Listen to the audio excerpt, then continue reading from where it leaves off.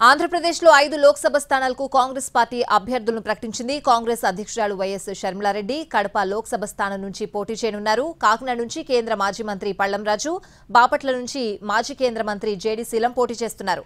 రాజమండ్రి నుంచి గిడుగు రుద్రరాజు, కర్నూలు నుంచి పీజీ రాంపుల్లయ్య యాదవ్ బరిలోకి దిగుతున్నారు.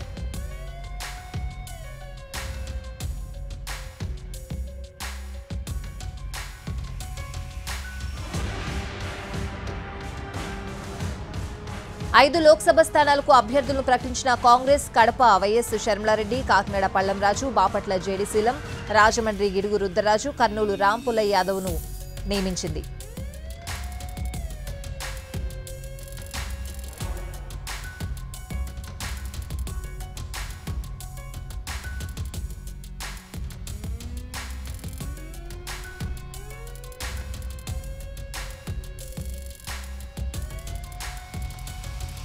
అందరూ అనుకున్నట్లు వైఎస్ షర్మిలారెడ్డి కడప లోక్సభ స్థానం నుంచి బరిలోకి దిగుతున్నారు.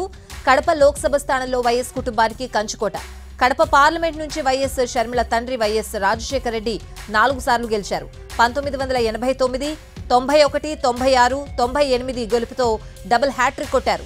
ఆ తర్వాత ఆమె చిన్నాన్న వైఎస్ వివేకానంద రెడ్డి 2004, 2009 ఎన్నికల్లో గెలుపొందారు.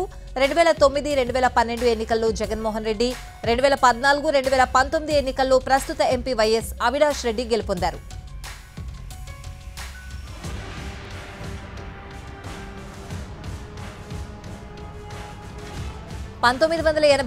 నుంచి కడప పార్లమెంట్లో వైఎస్ కుటుంబానికి ఎదురే లేకుండా పోయింది.